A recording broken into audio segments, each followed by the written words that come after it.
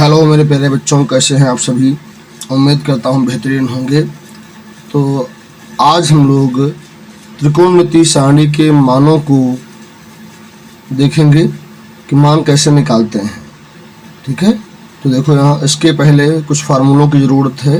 देखिए फार्मूले क्या हैं आपके। साइन थीटा जो होता है वो कॉसेक का अपोजिट होता है, उल्टा होता है, और कॉसेक जो है साइन का उल्टा होता है।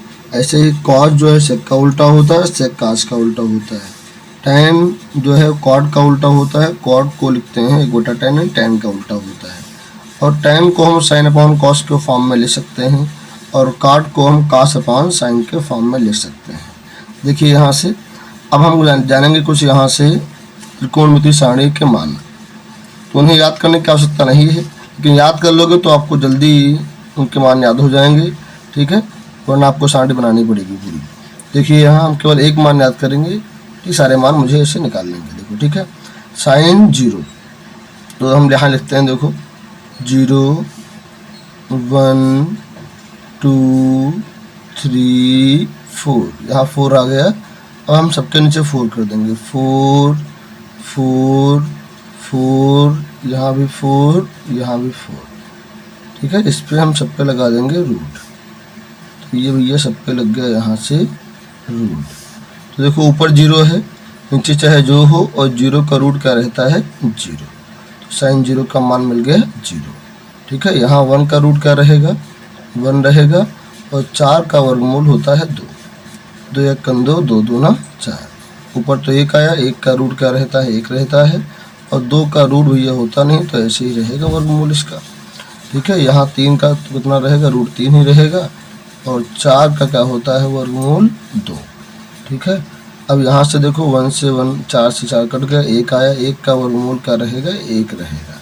तो इस प्रकार हमें सभी साइन के मान याद हो गए 90 तक। साइन 0 0, साइन 30 1/2, साइन 45 1/√2, साइन 60 √3/2, और साइन 90 1। हमने याद भी नहीं किया इसको, लेकिन ये मान मुझे याद हो गए। ठीक है, इस ट्रिक से हम इसको निकाल सकते हैं। अब देखिए हम कोई मान याद नहीं करेंगे, सब निकाल लेंगे। यहाँ से जो कॉज होता है, कॉस के मान मुझे लिखना है, तो यहाँ उल्टा है, अपोजिट से लिखेंगे नहीं। इसका मान जो है यहाँ इधर यहाँ रखेंगे, और ये जो 60 का है वो 30 के स्थान पर रख देंगे। उसके बाद में हमारा ये आएगा 45 का, फिर ये 30 का मान इधर रखेंगे, और ये जो है इधर रखेंगे, यानी पूरा इसका इधर से इधर चलेंगे क्रम में, तो ये हो जाएगा। अब देखिए मुझे क्या निकालना है, टैन का मान।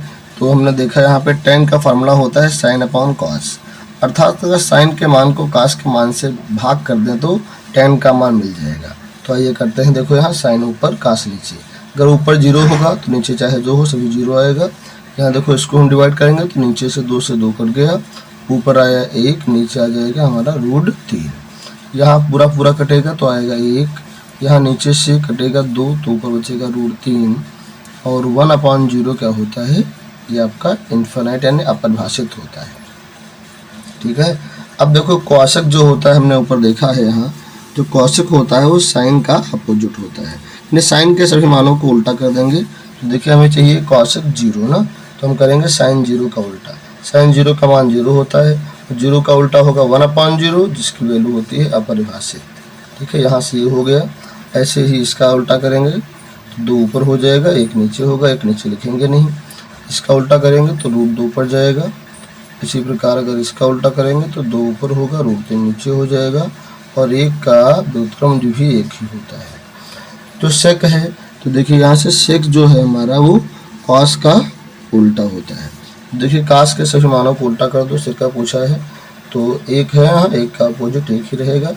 इसको हम उल्टा करेंगे तो 2 ऊपर √3 नीचे, और इसी प्रकार ये √2 ऊपर, और यहाँ क्या हो जाएगा 2 ऊपर हो जाएगा, और 0 का उल्टा अपरिभाषित होता है, इन्फिनिट हो जाएगा। अब ये हमारा कॉट है, तो कॉट क्या होता है टैन का अपोजिट।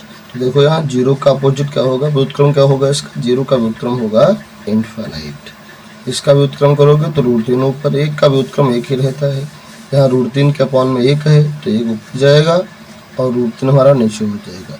ये इसका अपोजिट होता है 0। तो देखिए हमने यहाँ पे कोई भी मान याद नहीं किया, बिना याद किए हुए, ठीक है, पूरी सारणी बन गई।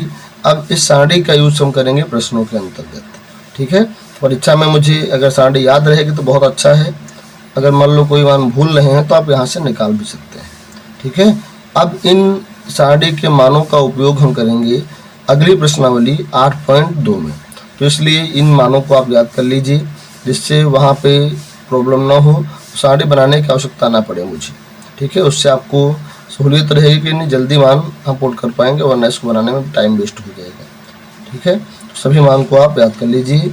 अब हम अगली वीडियो में बताएंगे आपको प्रश्नावली 8.2 के प्रश्नों को जो डिपेंड है इसी सारणी के मानों पर, इसलिए मानों को बिल्कुल याद कर डालिए।